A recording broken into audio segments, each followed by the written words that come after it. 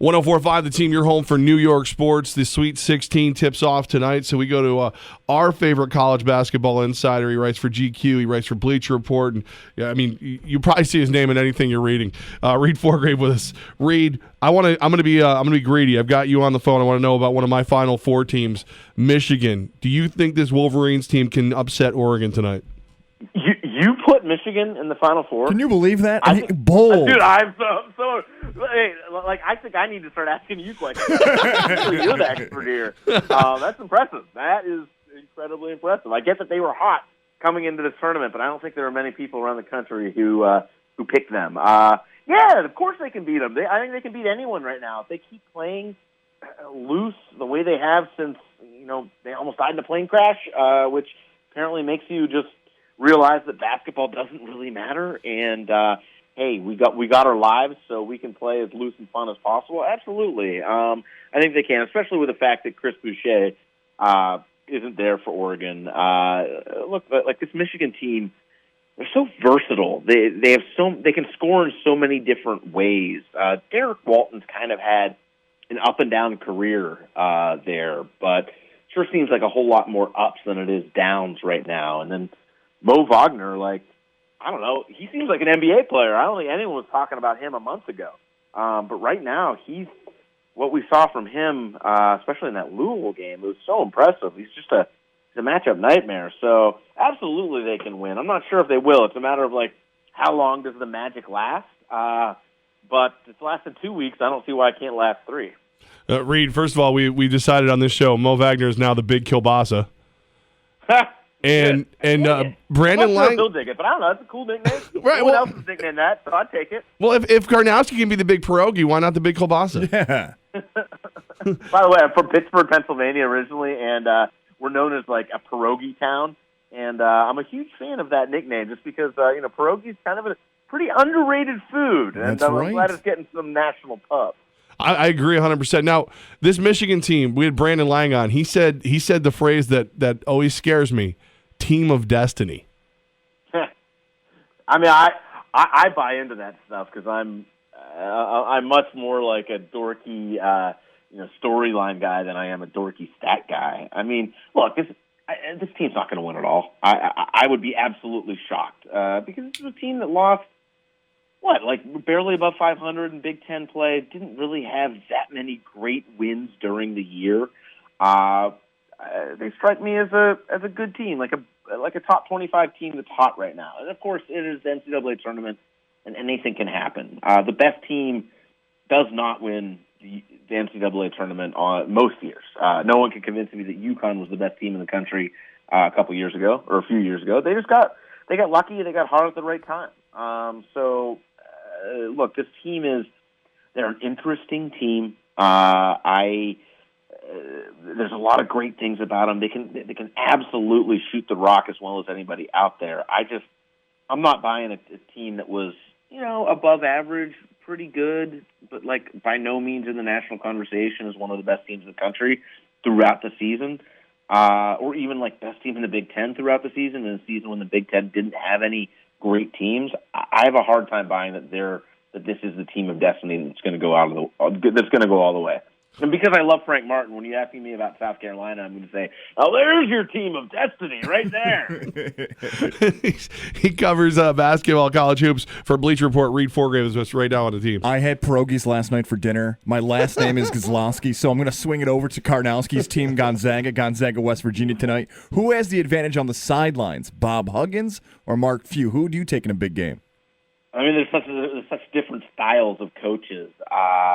Gosh, I got to be honest. I think they're both great coaches for very different reasons. Huey is kind of just a very, understated dude. Bob Huggins is prone to explosiveness, and seems like he hates his players more than anything. When in reality, he just acts disgusted with them, and that's kind of his motivational ploy. To me, I don't think this game has as much to do about coaching or as much to do about playing style, which is the main thing that everyone's talking about with this West Virginia team that's so hard to prepare for.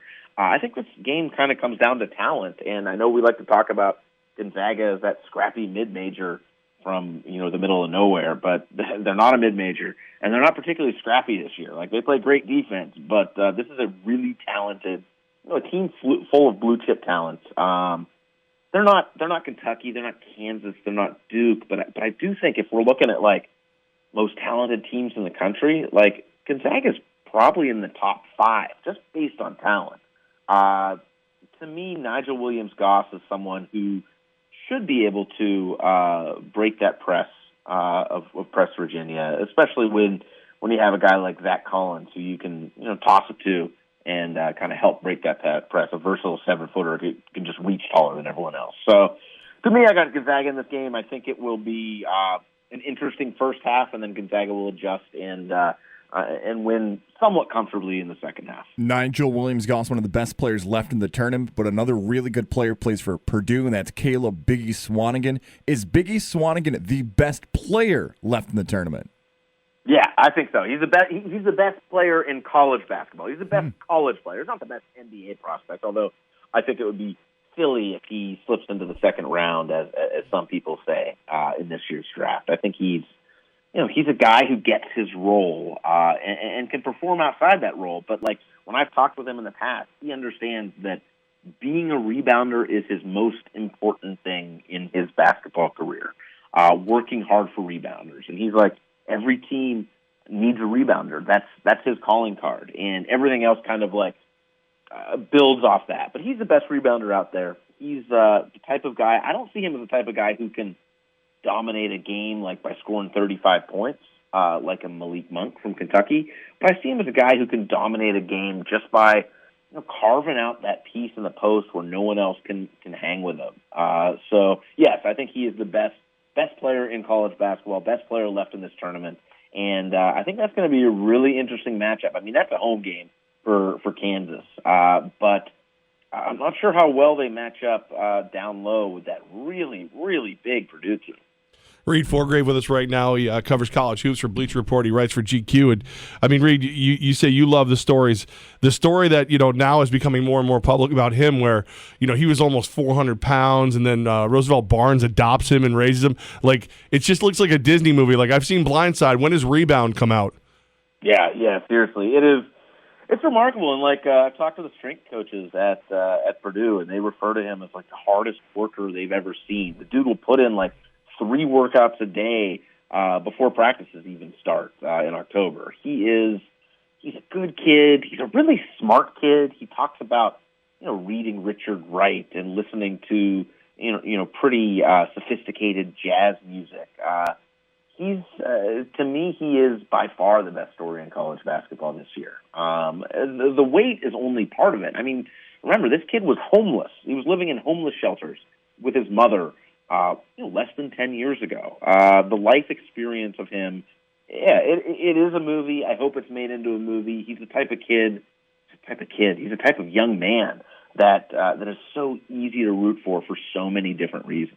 I know last time we talked to you, we brought up the battle between Levack's daughter and myself in our bracket challenge. I need Arizona badly tonight to avoid a loss to young Levack. Do I need to be concerned about the Cinderella Xavier taking down the Wildcats tonight? I mean, I don't think so. I think Arizona's just too good, and Xavier's shorthanded. I guess what they've done to make this Sweet 16 is amazing. Like, this team was reeling after Edmund Sumner tore his ACL in early February. They lost 6 in a row, 6 or 7, something like that, and they kind of found themselves that what they did to Florida State was ridiculous. Like, Florida State is a vastly more talented team than Xavier, but Trayvon Blewett can flat out score the ball. Short of Malik Monk, I think he might be the best scorer left in this tournament. And Sean O'Mara is really, kind of hit his stride. But look, Arizona can do so much. They have so many weapons. They are probably Sean Miller's best offensive team. I don't see who on Xavier can match up with Lauri Markkanen. I don't see who on Xavier can match up with Alonzo Trier. So to me, I think you're safe. It's March, so you're never really safe. But I think if there is a safe bet this round of the tournament in the Sweet 16, that's it. Arizona over Xavier. See, it's kind of. I think it's coming down to Arizona or Kansas. Like if Arizona wins it all, Gaz beats my daughter. If Kansas wins it all, Gaz has to dress like a Hooters girl for a full broadcast. Oh, that's awesome! I'd pay money to see that. Awesome. It's not awesome, Reid. No, it's awesome, man. I love it.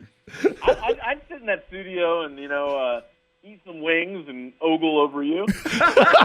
Reid, the invitation is there, my friend. All right, just got to make my way to upstate New York. Okay, I'm gonna do that. All of a sudden, we're all chanting "Rock Chalk Jayhawk." Reid, man, we appreciate your time. You're our favorite college hoops insider. All right, thanks a bunch, brother.